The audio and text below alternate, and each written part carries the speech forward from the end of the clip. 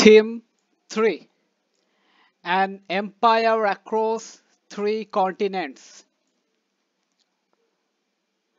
The Roman Empire covered a vast stretch of territory that included most of Europe as we know it today and a large part of the Fertile Crescent and North Africa.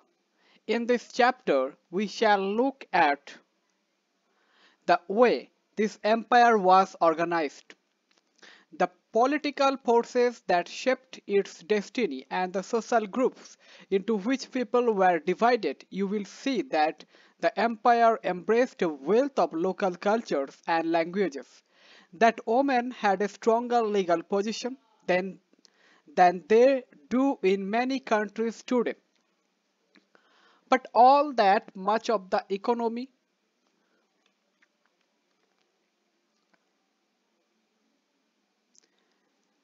was run on slave labor, denying freedom to substantial numbers of persons. From the 5th century on, the empire fell apart in the west but remained intact and exceptionally prosperous in its eastern half. The caliphate, which you will read about in the next chapter, built on this prosperity and inherited its urban and religious tradition. Roman historians have a rich collection of sources to go on, which we can broadly divide into three groups: A text, B documents, and C material remains. Textual sources include histories of the period written by contemporaries. These were usually called annals because the narrative was constructed on a year-by-year basis. Letters, speeches, sermons, laws, and so on. Documentary sources include mainly inscriptions and papyri. Inscriptions were usually cut on stone, so a large number survive in both Greek and Latin. The papyrus was a reed-like plant that grew along the banks of Nile in Egypt and was processed to produce writing material that was very widely used in everyday life. Thousands of contracts, accounts, letters, and official documents survive on papyrus and have been published by scholars who are called papyrologists. Material remains include a very wide assortment of items that mainly archaeologists discover, for example, through excavation and field survey. For example, building monuments and other kinds of structures, pottery, coins, mosaics, even entire landscape. For example, through the use of aerial photography. Each of these sources can only tell us just so much about the past, and combining them can be a fruitful exercise. But how well this is done depends on the historian's skill. Papyrus scroll.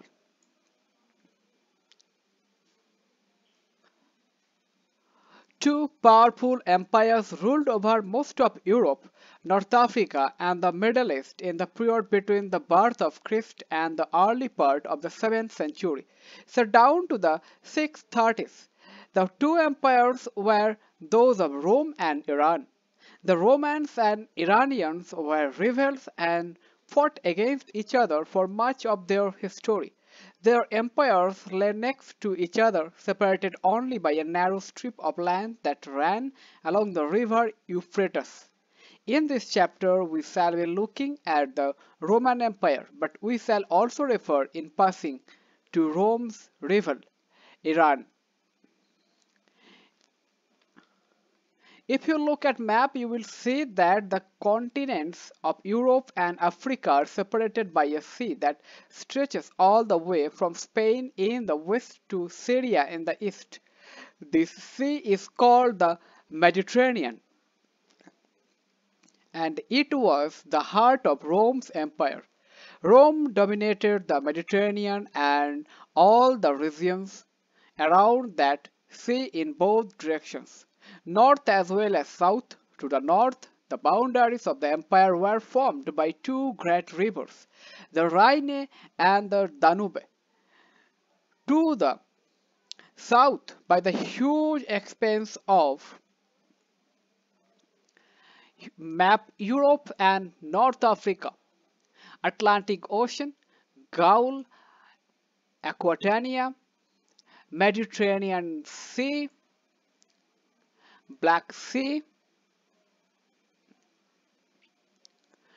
Hispania, Baetica, River Guadalquivir, Tangier, Morocco, Atlas Mountain, Numidia, Africa Proconsularis, Tripolitania, Sahara Desert, Cyrenaica, Egypt, Alexandria, Fayum, River Nile, Red Sea, Damascus, Antioch, Ephesus, Aegean Sea, Constantinople, Carpathian Mountains, River Danube, Alps, River Rhine, Pyrenees Mountains, Apennine Mountains, Adriatic Sea, Campania, Hipponium Ionian Sea,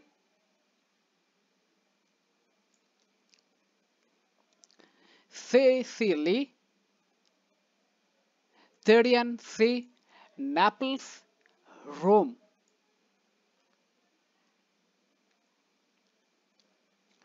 Desert called the Sahara. This vast stretch of territory was the Roman Empire. Iran controlled the whole area south of the Caspian Sea down to eastern Arabia, and sometimes large parts of Afghanistan as well. These two superpowers have divided up most of the world that the Chinese call the Qin, Greater Qin, roughly the West.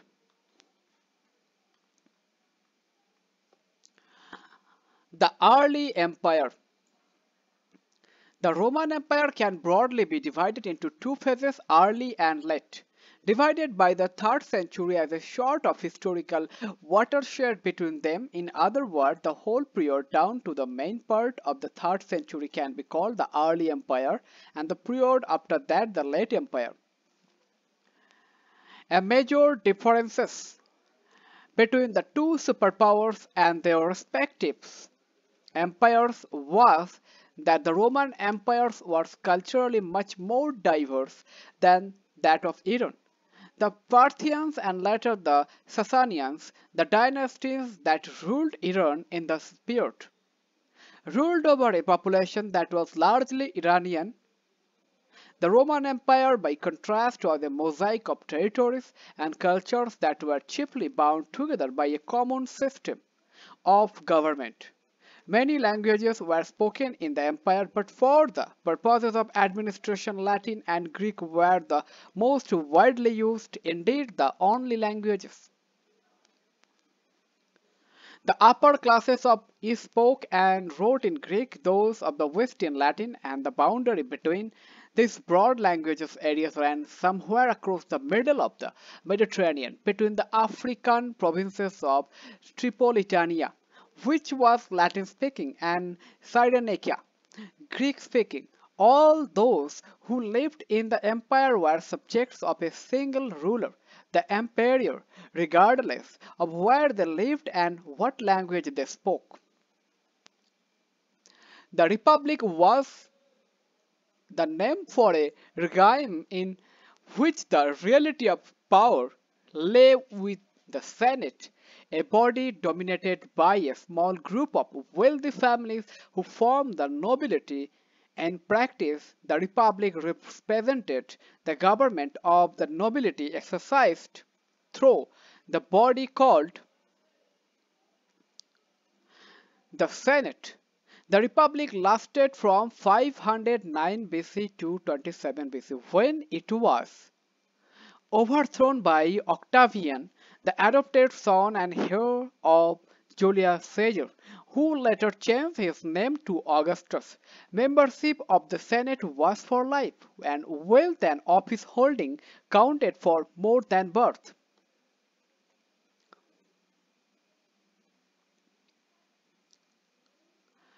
The regime established by Augustus, the first emperor in 27 BC, was called the Principate. Although Augustus was the sole ruler and the only real source of authority, the fiction was kept alive that he was actually only the leading citizen, princeps in Latin, not the absolute ruler. This was done out of respect for the Senate, the body which had controlled Rome earlier. In the days when it was republic, the Senate had existed in Rome for centuries and had been and remained a body representing the aristocracy, that is, the wealthiest families of Roman and later Italian descent.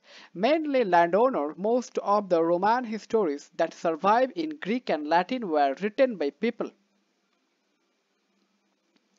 from a senatorial background. From this, it is clear that emperors were judged by how they behaved towards the Senate. The worst emperors were those who were hostile to the senatorial class, behaving with suspicion or brutality and violence. Many senators yearned to go back to the days of the Republic, but most must have realized that this was impossible.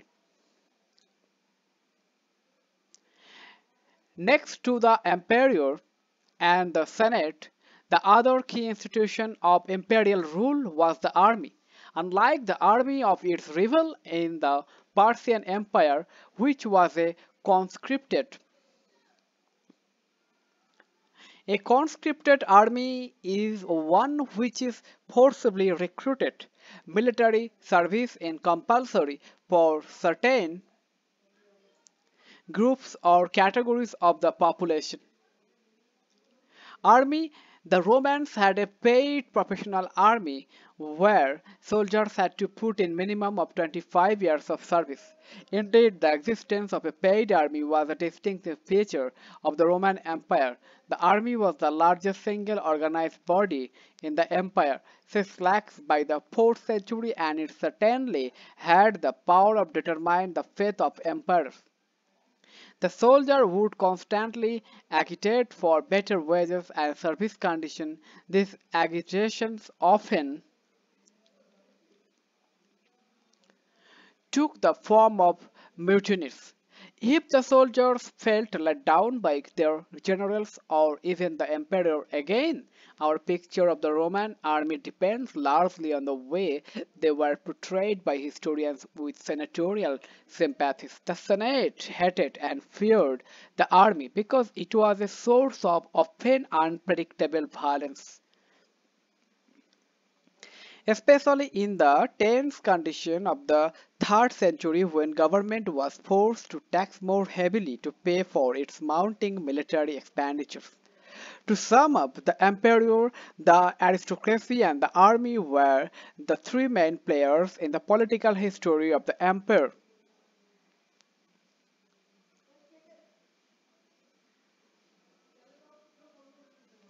The success of individual emperors depended on their control of the army, and when the armies were divided, the result usually was civil war.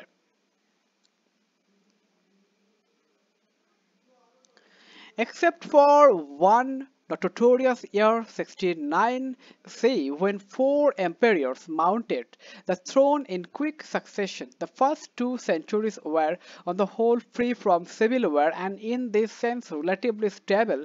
Succession to the throne was based as far as possible on family descent, either natural or adoptive. Even the army was strongly wedded to this principle. For example, Tiberius 14 to 37 C, the second in the long line of Roman emperor, was not the natural son of Augustus, the ruler who founded the participate, but Augustus adopted him to ensure a smooth transition.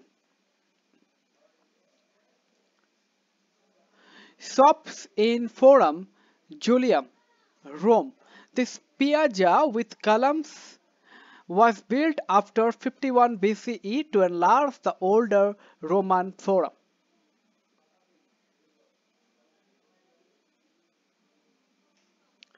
Civil war refers to armed struggles for power within the same country in contrast to conflicts between different countries.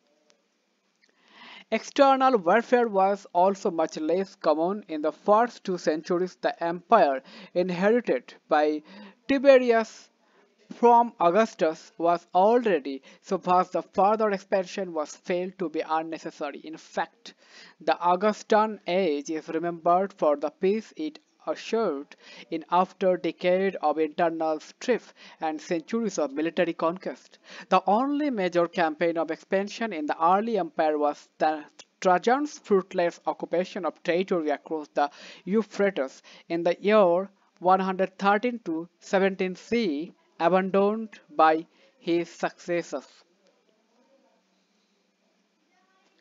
The Emperor Trajan's dream and conquest of India. Then, after a winter 115 by 16 in Antioch marked by a great earthquake in 116, Trajan marched down the Euphrates to Ctesiphon, the Parthian capital, and then to the head of the Persian Gulf. There, the historian Cassius Dio describes him looking longingly at a merchant ship setting off for India and wishing that he were as young as Alexander. Fergus Miller, The Roman Near East. The Near East, from the perspective of someone who lived in the Roman Mediterranean.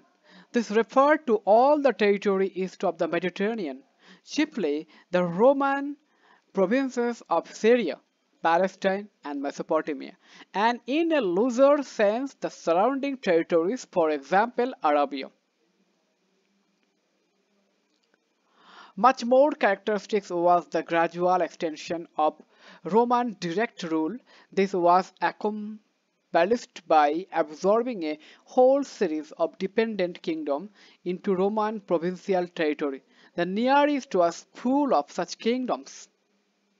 But by the early 2nd century, those which lay west of the Euphrates towards Roman territory have disappeared, swallowed up by Rome. Incidentally, some of these kingdoms were exceedingly wealthy. For example, Herod's kingdom yielded the equivalent of 5.4 million denarii per year, equal to over 125,000 kg of gold. The denarius was a Roman silver coin containing about 4.5 grams of pure silver. In fact, except for Italy, which was not considered a province in these centuries, all the territories of the empire were organized into provinces and subject to taxation. At its peak in the 2nd century, the Roman Empire stretched from Scotland to the borders of Armenia and from the Sahara to the Euphrates and sometimes beyond, given that there was no government in the modern sense to help them to run things. You may well ask, how was it possible for the emperor to cope with the control and administration of such a vast and diverse set of territories, with a population of some 60 million in the mid-2nd century? The answer lies in the urbanizations of the empire. These were local kingdoms that were clients of Rome.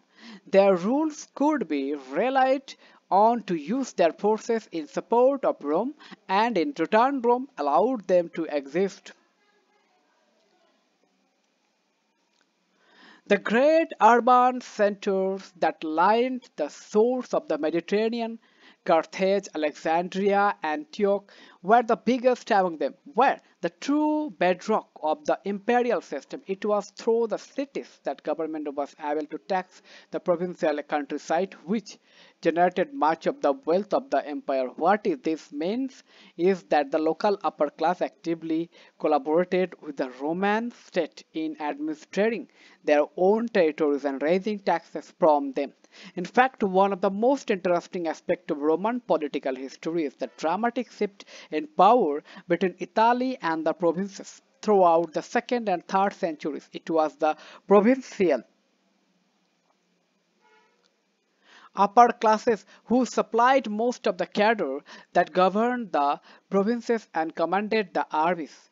They came to form a new elite of administrators and military commanders who became much more powerful than the senatorial class before because they had the backing of the emperors. As this new group emerged, the Emperor Gallienus 253 to 68 consolidated their rise to power by excluding senators from military commands. We are told the Gallienus forbade senators from serving in the army or having access to it in order to prevent control of the empire from falling into their hands. Pont du Gard near Nimes, France. 1st century BCE, Roman engineers built massive aqueducts over 3 continents to carry water.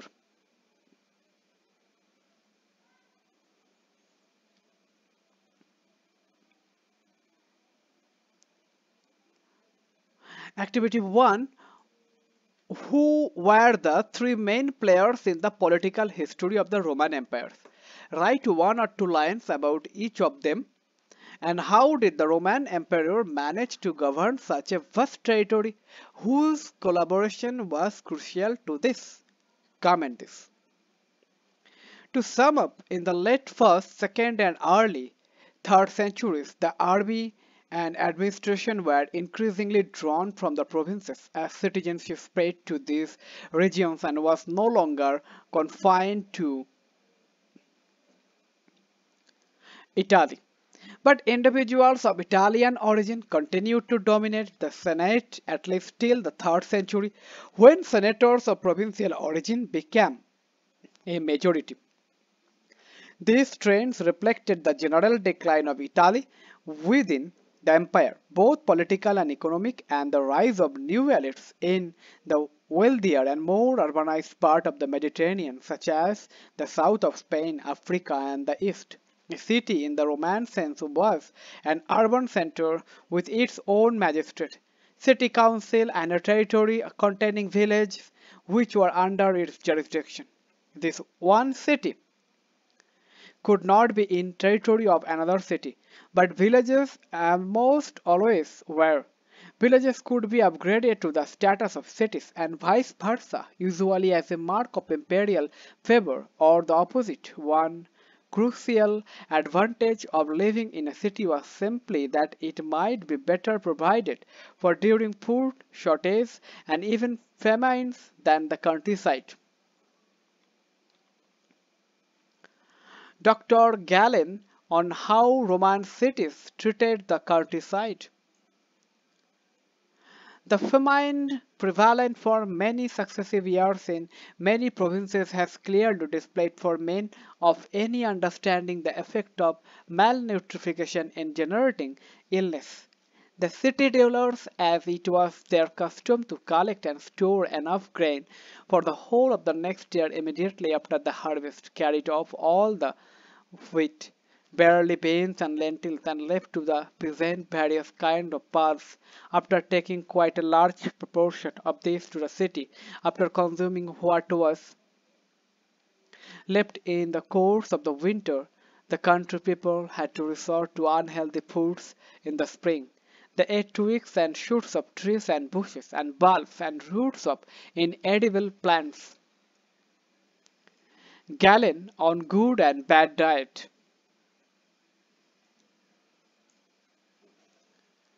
Public baths were striking features of Roman urban life when one Iranian ruler tried to introduce them into Iran. He encountered the worth of the clergy there. Water was a scarce element, and to use it for public bathing may have seemed a discretion to them. An urban population also enjoyed a much higher level of entertainment. For example, one calendar tells us the spectacular shows filled no less than 176 days of the year. Amphitheater at the Roman cantonment town of Vindonissa in modern Switzerland. 1st century sea used for military drill for staging entertainments for the soldiers.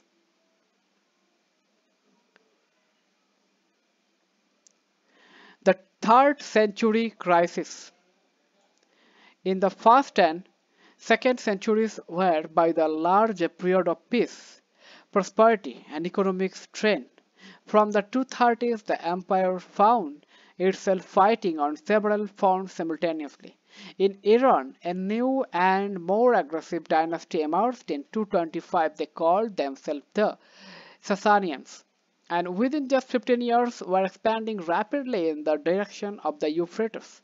In a famous rock inscription cut in 3 languages, Shapur I, the Iranian ruler, claimed he had annihilated a Roman army of 60,000 and even captured the eastern capital of Antioch.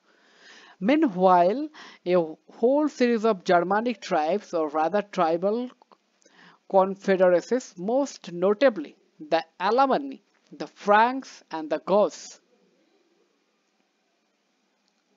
began to move against the Rhine and Danube frontiers. And the whole period from 233 to 280 saw repeated invasions of a whole line of provinces that stretched from the Black Sea to the Alps and southern Germany. The Romans were forced to abandon much of the territory beyond the Danube, while the emperors of this period were constantly in the field against what the Romans called barbarians. The rapid successions of emperors in the 3rd century, 25 emperors in 47 years, is an obvious symptom of the strains faced by the empire in this period. Gender, literacy, culture.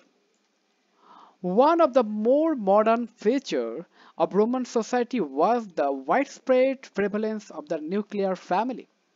Adult sons did not live with their families, and it was exceptional for adult brothers to share a common household. On the other hand, slaves were included in the family as the Romans understood this. By the late Republic, the 1st century BC, the typical form of marriage was one where the wife did not transfer to her husband's authority but retained full rights in the property of her natal family, while the woman's dowry went to the husband for the duration of the marriage. The woman remained a primary heir of her father and became an independent property owner on her father's estate.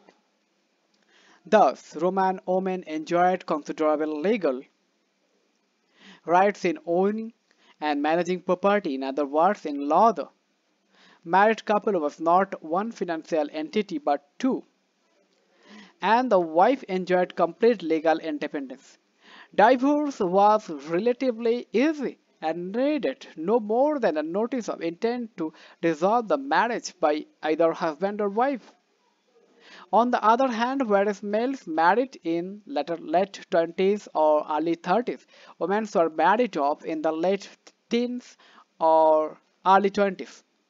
So there was an age gap between husband and wife, and this would have encouraged a certain inequality. Marriages were generally arranged, and there is no doubt that women were often subject to domination by their husband. Augustine, Saint Augustine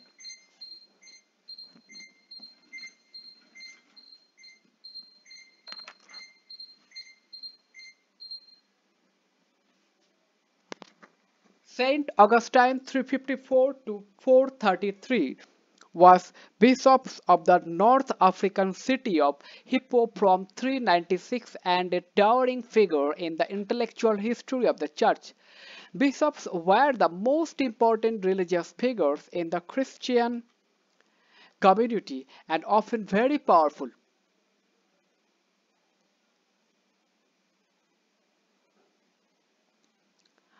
Augustine, the great Catholic bishop who spent most of his life in North Africa, tells us that his mother was regularly beaten by his father and that most other wives in the small town where he grew up had similar blemishes to show. Finally, fathers had substantial legal control over their children, sometimes to a shocking degree, for example, a legal power of life and death in exposing unwanted children by leaving them out in the cold to die. The use of reading and writing in everyday, often trivial context. One of the funniest of these graffiti found on the walls of Pompeii says, "Well, I admire you for not collapsing in ruins when you have to support so much boring writing on you." What about literacy? It is certain that rates of casual literacy varied greatly between different parts of the empire. For example, in Pompeii, which was buried in a volcanic eruption in 79 CE, there is strong evidence of widespread casual literacy. Walls on the main street of Pompeii often carried advertisement, and graffiti were found all over the city. By contrast, in Egypt, where hundreds of papyri survive, most formal documents such as contracts were usually written by professional scribes, and they often tell us that X or Y is unable to read and write. But even here, literacy was certainly most widespread among certain categories such as soldiers, army officers, and estate managers.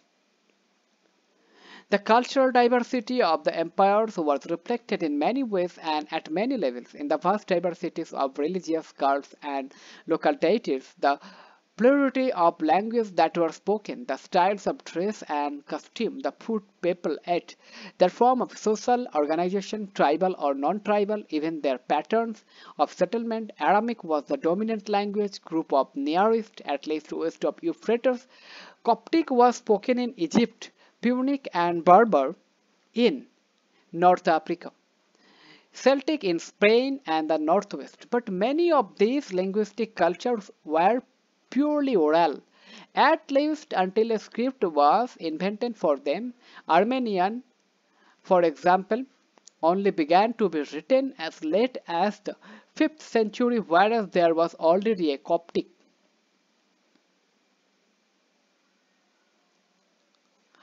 Mosaic in Edessa, 2nd century CE, the Syriac inscription suggests that those depicted are the wife of King Abgar and her family.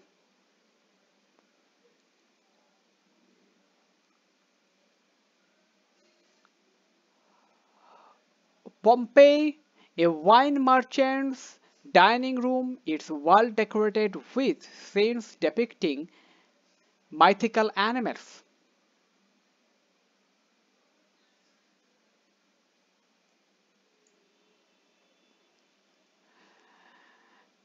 Translation of the Bible by the middle of the 3rd century. Elsewhere, the spread of Latin displacement the written form of languages that were otherwise widespread. This happens notably with Celtic, which ceased to be written after the 1st century. Activity 2. How independent were women in the Roman world? Compare the situation of the Roman family with the family in India today. Comment this. Economics expansions. The empire had a substantial economic infrastructure of harbors, mines, quarries, brickyards, olive oil factories, etc. Wheat, wine, and olive oil were traded and consumed in huge quantities, and they came mainly from Spain, the Gallic provinces, North Africa, Egypt, and to a lesser extent, Italy, where conditions were best of these crops. Liquids like wine and olive oil were transported in containers and called amphorae. The fragments and shards of a very large number of these survive. Monte Testaccio in Rome is said to contain the remains of over 50 million vessels, and it has been possible for archaeologists to reconstruct the precise shapes of these containers, tell us what they carried, and say exactly where they were made by examining the clay content and matching the finds with clay pits throughout the Mediterranean. In this way, we can now say with some confidence that Spanish olive oil, to take just one example, was a vast commercial enterprise that reached its peak in the years 140 to 160.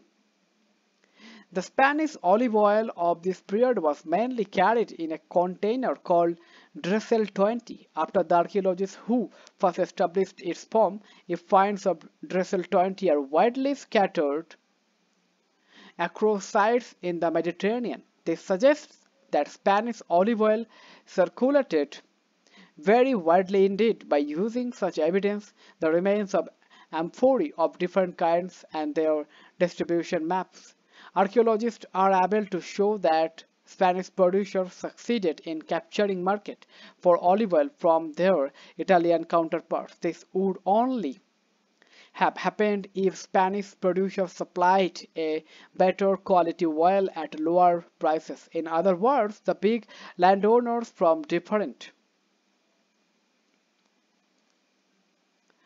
shipwreck of the south coast France, 1st BC, the amphorae are Italian, bearing the stamp of a producer near the lake of Fondi.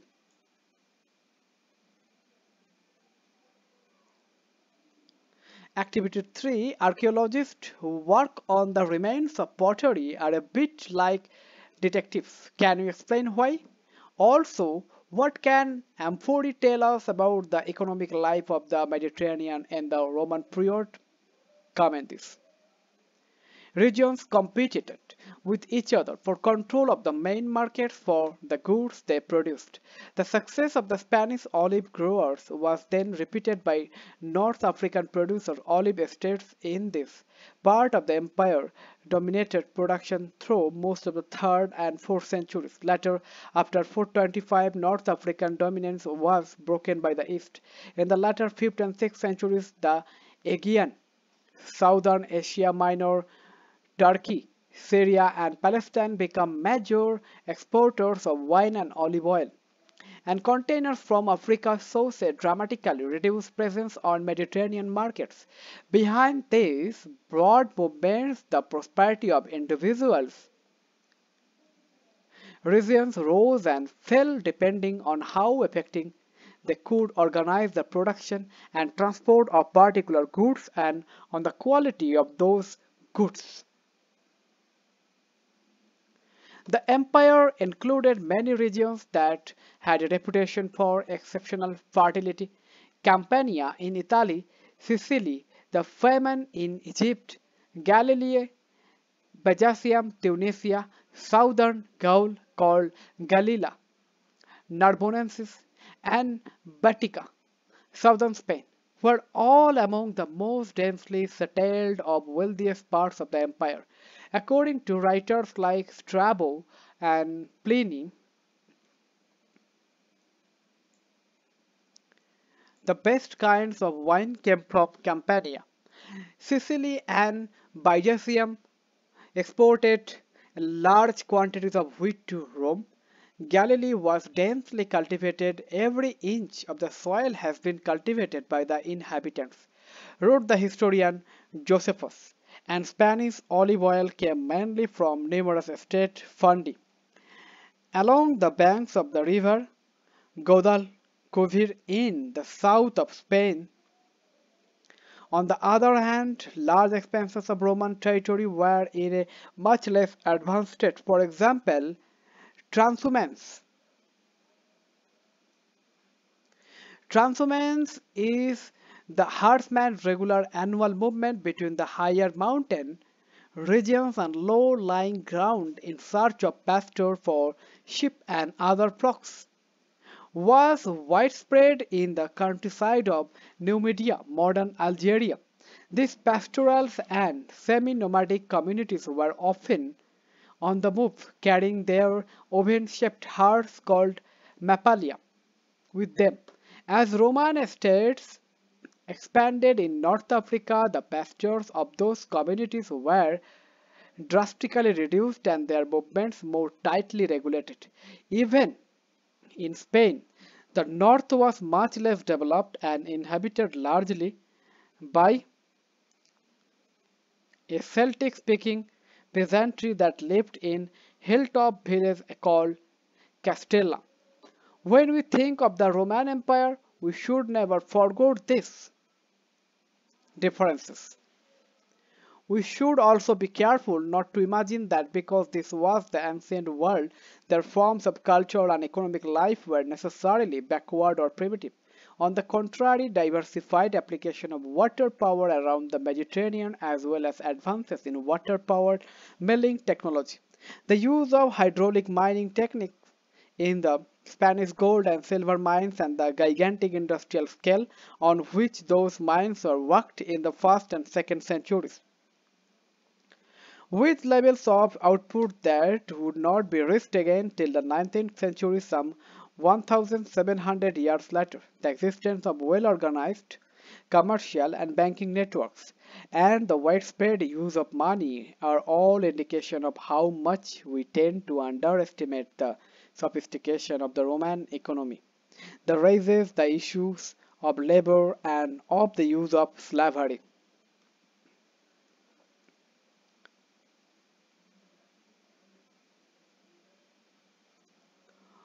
Controlling workers. Slavery was an institution deeply rooted in the ancient world, both in the Mediterranean and in the Near East, and not even Christianity when it emerged and triumphed as the state religion in the 4th century. Seriously challenge this institution, it does not follow that the bulk of labor in the Roman economy was performed by slaves. That may have been true of large parts of Italy in the Republican period under Augustus. There were still 3 million slaves in a total Italian population of 7.5 million. But it was no longer true of the empire as a whole. Slaves were an investment, and at least one Roman agricultural writer advised landowners against using them in contexts where too many might be required. For example, for harvest, or where their health could be damaged, for example, by malaria.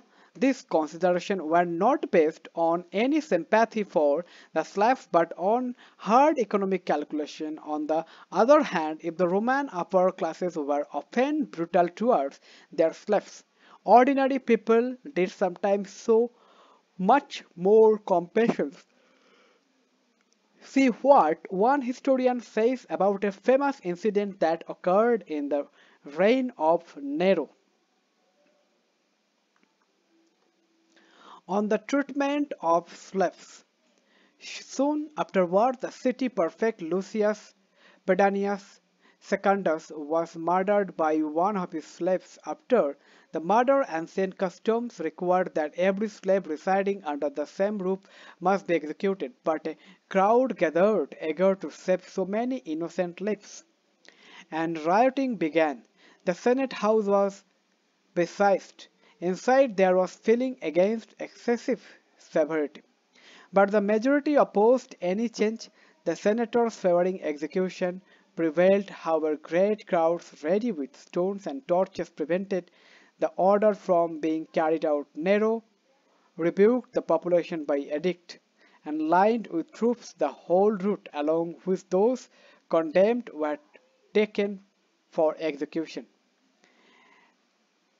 Tacitus 55 to 117, historian of the early empire.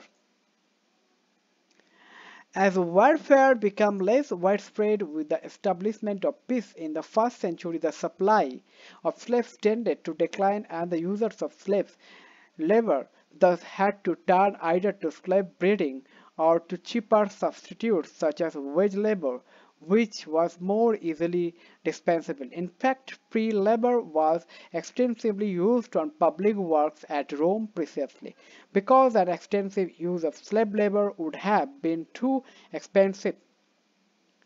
Unlike hard workers, slaves had to be fed and maintained throughout the year, which increase the cost of holding this kind of labor. This is probably why slaves are not widely found in the agriculture of the latter period, at least not in the eastern provinces.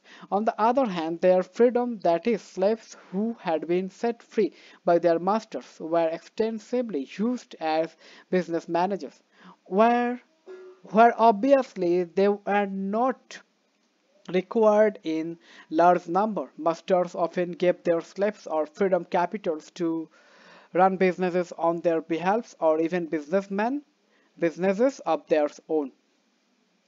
The practice of encouraging female slaves and their partners to have more children, who would of course also be slaves. Opposite page, mosaic at Churchill, Algeria, early 3rd century. See, with agricultural sense above, plowing and sowing, below, working in vineyards. The Roman agricultural writers paid a great deal of attention to the management of labor.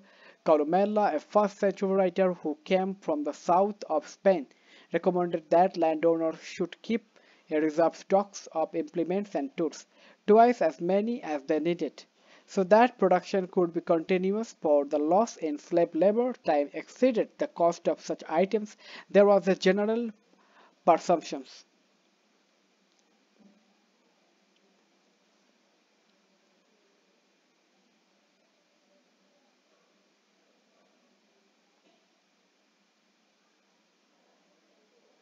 Among employers that without supervision no work would ever get done, so supervision was paramount for both free workers and slaves. To make supervision easier, workers were sometimes grouped into gangs or smaller teams.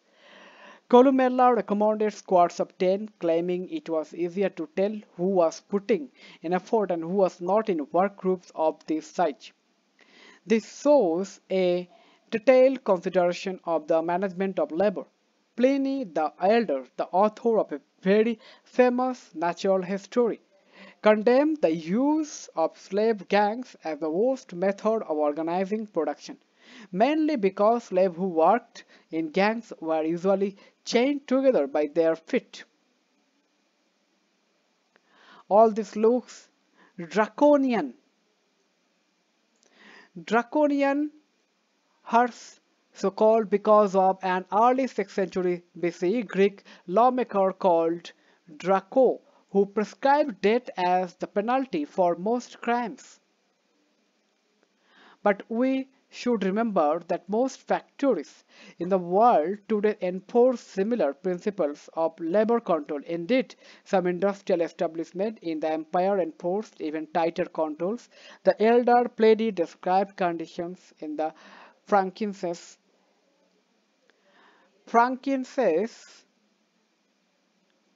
the European name for an aromatic resin used in incense and perfume. It is tapped from Boswellia trees by slashing the bark and allowing the exuded resin to harden. The best quality frankincense came from the Arabian Peninsula. Factories officine of Alexandria, where he tells us no amount of supervision seemed to suffice. A seal is put upon the workman's aprons. They have to wear a mask or a net with a close mesh on their heads, and before they are allowed to leave the premises, they have to take off all their clothes. Agricultural labor must have been fatiguing and disliked, for a famous edict of the early 3rd century refers to Egyptian peasants deserting their village in order not to engage in agricultural work. The same was probably true of most factories and workshops. A law of 398 referred to workers being branded so they could be recognized if and when they ran away and tried to hide. Many private employers cast their agreement with workers in the form of debt contracts to be able to claim that their employees were in debt to them and thus ensured tighter control over them. An early 2nd century writer tells us thousands surrendered themselves to work in servitude, although they are free. In other words, a lot of the poorer families went into debt bondage in order to survive.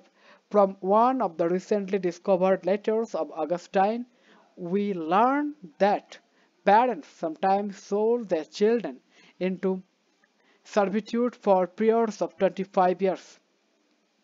Augustine asked a lawyer friend of his whether these children could be liberated once the father died. Rural indebtedness was even more widespread. To take just one example, in the Great Jewish Revolt of 66 C, a rebellion in Judea against Roman domination, which was ruthlessly suppressed by the Romans in what is called the Jewish War. The revolutionaries destroyed the moneylenders' bonds to win popular support. Again, we should be careful not to conclude that the bulk of labor was coerced in these ways. The late 5th century Emperor Anastasius built the eastern frontier city of Dara in less than 3 weeks by attracting labor from all over the east by offering high wages. From the papyri, we can even form some estimate of how widespread wage labor had become in parts of the Mediterranean by the 6th century, especially in the east.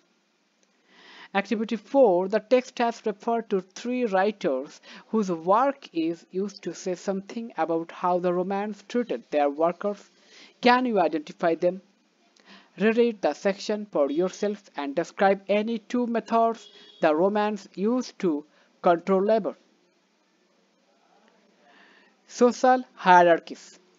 Let us stand back from the details now and try and get a sense of the social structures of the empire.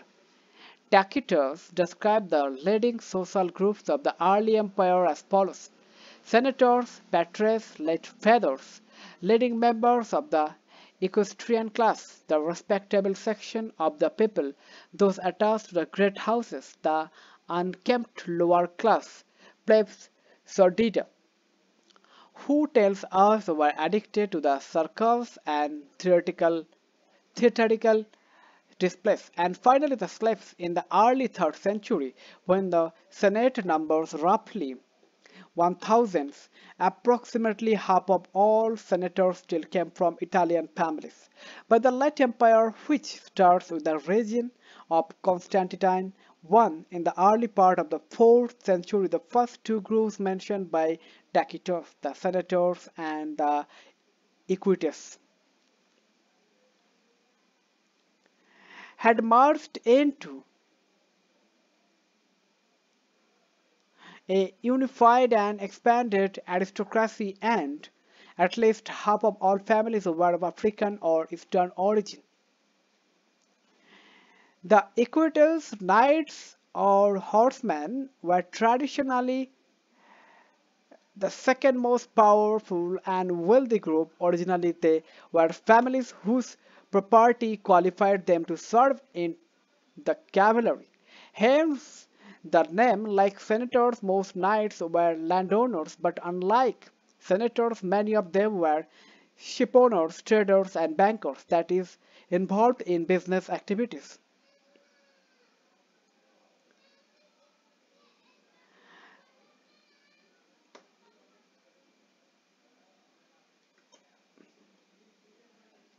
This late Roman aristocracy was enormously wealthy, but in many ways less powerful than the purely military elites, who came almost entirely from non-aristocratic backgrounds. The middle class now consisted of the considerable mass of persons connected with imperial service in the bureaucracy and army, but also the more prosperous merchants and farmers, of whom there were many in the eastern provinces. Tacitus described this respectable middle class as clients of the great senatorial houses. Now it was chiefly government service and dependence on the state that sustained many of these families. Below them were the vast mass of the lower classes known collectively as humilores, literature owner, lower. They comprised a rural labor force of which many were permanently employed on the large estate, workers in industrial and mining establishment, migrant workers who supplied much of the labor for the grain and olive harvest, and for the building the industry, self-employed artisans who, it was said, were better paid than wage laborers, a larger mass of casual laborers, especially in the big cities, and of course the many thousands of slaves that were still found all over the Western Empire in particular. One writer of the early 5th century, the historian Olympiodorus, who was also an ambassador, tells us that the aristocracy based in the city of Rome drew annual income up to 4,000 pounds of gold from their estate, not counting the produce they consumed directly. Incomes of the Roman aristocracy, early 5th centuries. Each of the great houses of Rome contained within itself everything which a medium-sized city could hold: a hippodrome, fora, temples, fountains, and different kinds of baths. Many of the Roman households received an income of 4,000 pounds of gold per year from their properties, not including grain, wine, and other produce, which, if sold, would have amounted to one-third of the income in gold. The income of the households at Rome of the second class was 1,000 or 1,500 pounds of gold. Olympiodorus of Thebes. The monetary system of the late empire broke with the silver-based currencies of the first 3 centuries because the Spanish silver mines were exhausted and government ran out of sufficient stocks of the metal to support a stable coinage in silver. Constantine founded the new monetary system on gold, and there were vast amounts of this in circulation throughout late antiquity. The late Roman bureaucracy, both the higher and middle echelon, was a comparatively affluent group because it drew the bulk of its salary in gold and invested much of this in buying up assets like land. There was, of course, also a great deal of corruption, especially in the judicial system and in the administration of military supplies. The extortion of the higher bureaucracy and the greed of the provincial governors were proverbial. But government intervened repeatedly to curb these forms of corruption. We only know about them in the first place because of the laws that tried to put an end to them, and because historians and other members of the intelligentsia denounce such practices. The element of criticism is a remarkable feature of the classical world. The Roman state was an authoritarian regime. In other words, dissent was rarely tolerated, and government usually responded to protests with violence, especially in the cities of the East, where people were often fearless in making fun of emperors. Yet a strong tradition of Roman law had emerged by the 4th century, and this acted as a brake on even the most fearsome emperors. Emperors were not free to do whatever they liked, and the law was actively used to protect civil rights.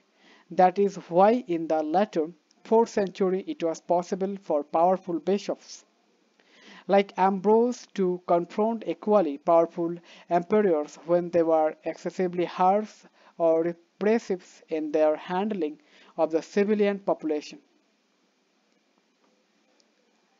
Late Antiquity. We shall conclude this chapter by looking at the cultural transformation of the Roman world in its final centuries. Late antiquity is the term now used to describe The final fascinating period in the evolution and breakup of the Roman Empire and refers broadly to the 4th to 7th centuries. The 4th century itself was one of considerable ferment, both cultural and economic. At the cultural levels, the period saw momentous developments in religious life, with the Emperor Constantine deciding to make Christianity the official religion, and with the rise of Islam in the 7th century, but there were equally important changes in the structure of the state that began with Emperor Diocletian 284 to 305, and it may be best to start with this. Overexpansion had led Diocletian to cut back by abandoning territories with little or economic value. Strategic or economic value. Diocletian also fortified the frontiers, reorganized provincial boundaries, and separated civilian from military functions, granting greater autonomy to the military commanders Deuced, who now became a more powerful group. Constantine consolidated some of these changes and added other of his own. His chief innovations were in the monetary sphere, where he introduced a new denominations, the solidus, a coin of 4.5 grams of pure gold that would in fact outlast the Roman Empire itself. Solidi were minted on a very large scale, and their circulation ran into millions. The other area of innovation was the creation of a second capital at Constantinople, at the site of modern Istanbul in Turkey, and previously called Byzantium. Surrounded on three sides by the sea, as the new capital required a new senate. The 4th century was a period of rapid expansion of the governing classes, monetary stability, and an expanding population simulated economic growth. And the archaeological record shows considerable investment in rural establishment, including industrial installations like oil presses and glass factories. In newer technologies such as screw presses and multiple water mills, and in a revival of the long-distance trade with the East. All of this carried over into strong urban prosperity that was marked by new forms of architecture and a exaggerated sense of luxury. The ruling elites were wealthier and more powerful than ever before. In Egypt, hundreds of papyri survive from these later centuries, and they show us a relatively affluent society where money was in extensive use and rural estates generated first income in gold. For example, Egypt contributed taxes of over 2.5 million solidi a year, roughly 35,000 pounds of gold, in the region of Justinian in the 6th century. Indeed, large parts of the Near Eastern countryside were more developed and densely settled in the 5th and 6th centuries than they would be even in the 20th century. This is the social background against which we should set the cultural developments of this period. Part of colossal statue of Emperor Constantine, 313 C.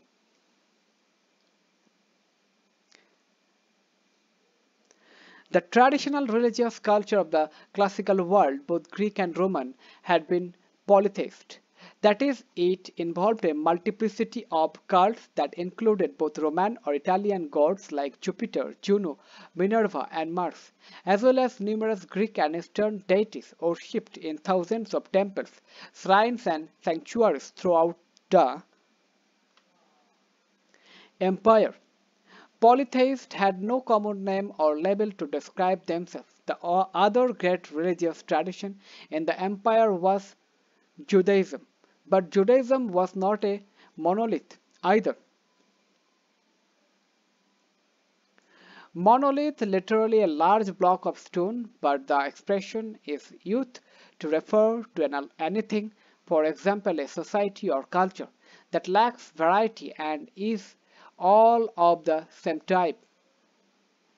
Either and there was a great deal of diversity within the Jewish communities of late antiquity, thus Christianization Christianization, the process by which Christianity spread among different groups of the population and became the dominant religion of the empire in the 4th and 5th centuries, was a gradual and complex process.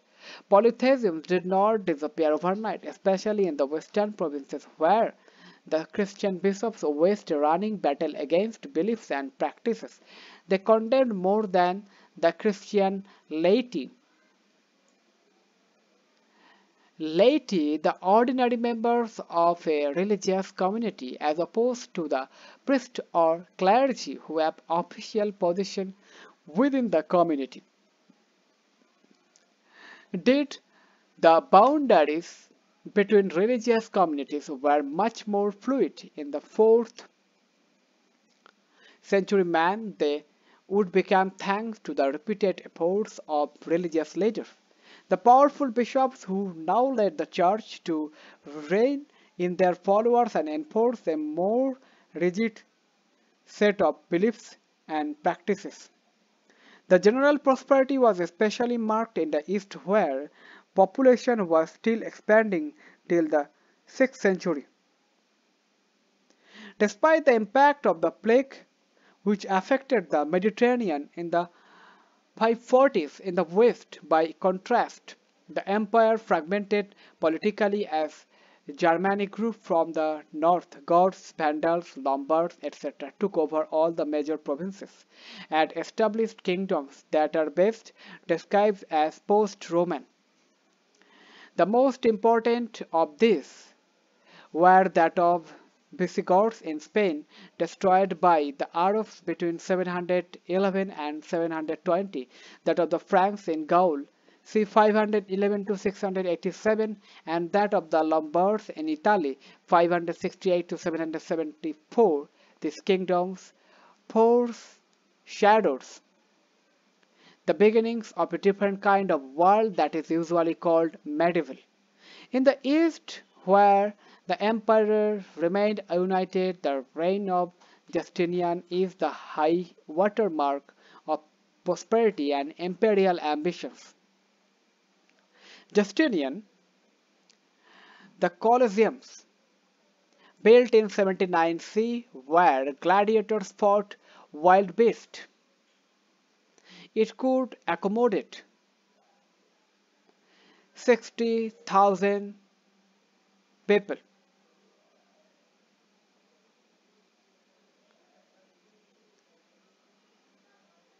Recaptured Africa from the Vandals in 533, but his recovery of Italy from the Ostrogoths left that country devastated and paved the way for the Lombard invasion. By the early 17th century.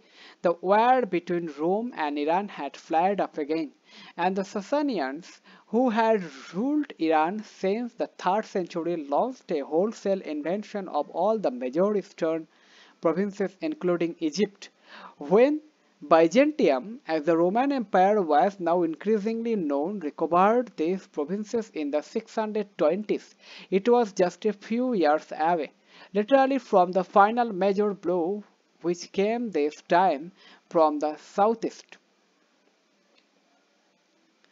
The expansion of Islam from its belongings in Arabia has been called the greatest political revolution ever to occur in the history of the ancient world. By 642, barely 10 years after the Prophet Muhammad's death, large parts of both the Eastern Roman and Sasanian empires had fallen to the Arabs in a series of stunning confrontations. However, we should bear in mind that those conquests, which eventually, a century later, extended as far afield as Spain, Saint and Central Asia began in fact with the subjection of the Arab tribes by the emerging Islamic states, first within Arabia and then in the Syrian desert and on the fringes of Iraq. As we will see in Theme 4, the unification of the Arabian Peninsula and its numerous tribes was the key factor behind the territorial expansions of Islam.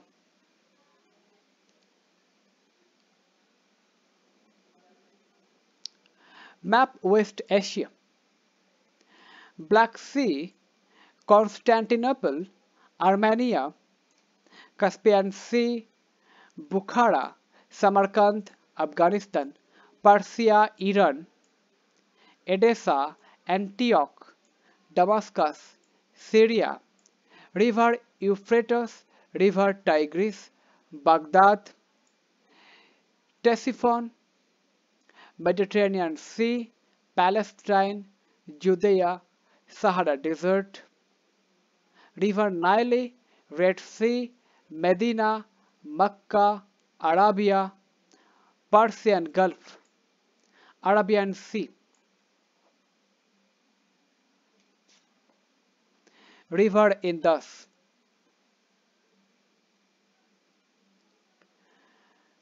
Rulers, events. 27 BC to 14 CE, Augustus, the first Roman emperor.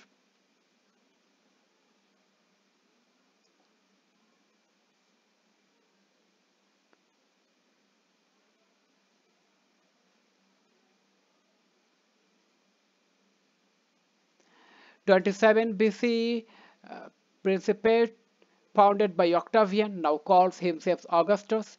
C. 24 to 79, life of the elder Pliny, dies in the volcanic eruption of Vesuvius, which also buries the Roman towns of Pompeii. 14 to 37, Tiberius. 66 to 70, the Great Jewish Revolt and capture of Jerusalem by Roman forces. 98 to 117,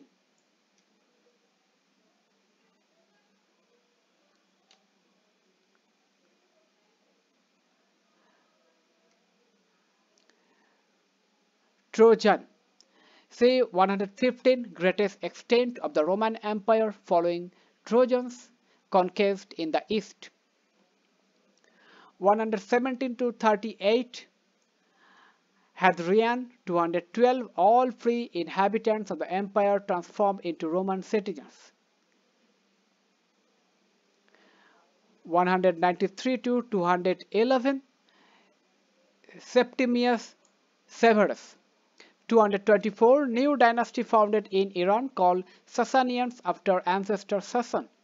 250s, Persians invade Roman territories west of the Euphrates. 241 to 72, reigns of Shapur I in Iran. 258, Cyprian bishops of Carthage executed. 260s, Gallienus reorganizes the army. 253 to 68, Gallienus. 273, caravan city of Palmyra destroyed by Romans. 297, Diocletian reorganizes empire into 100 provinces. 284 to 305, the Tetrarchy, Diocletian's main ruler. C. 310, Constantine issues new gold coinage, solidus. 312, Constantine converts to Christianity. 312 to 37, Constantine. 324, Constantine, now sole ruler of empire, found city of Constantinople. 354 to 430, life of Augustine, bishops of Hippo. 378, Goths inflict crushing defeat on Roman armies and Adrianople. 309 to 79, reign of Shapur II in Iran. 408 to 50, Theodosius II compiler of the famous Theodosian Code. 391 Destruction of the Serapeum Temple of Serapis at Alexandria. 410 Sack of Rome by Visigoths. 428 Vandals capture Africa. 434 to 53 Empires of Attila the Hun. 490 to 518 Anastasius. 493 Ostrogoths established kingdom in Italy. 533 to 50 Recovery of Africa and Italy by Justinian. 527 to 65 Justinian.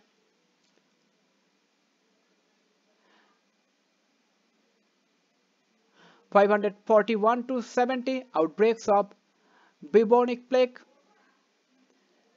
531 to 79 Reign of Khusro I in Iran. 568 Lombards invade Italy. 610 to 41 Heraclius. 570 Birth of Muhammad. 614 to 19 Persian ruler Khusru II invades and occupied eastern Roman territories. 622 Muhammad and companions leave Mecca for Medina. 633 to 42 First and crucial phase of the Arab conquest. Muslim armies take Syria, Palestine, Egypt, Iraq and parts of Iran. 661 to 750 Umayyad dynasty in Syria. 698 Arabs capture Carthage. 711 Arab invasions of Spain. Mosaic at Ravenna. 547 C showing Emperor Justinian. Exercises. Answer in brief. Comment this. Answer in a short essay. Comment this.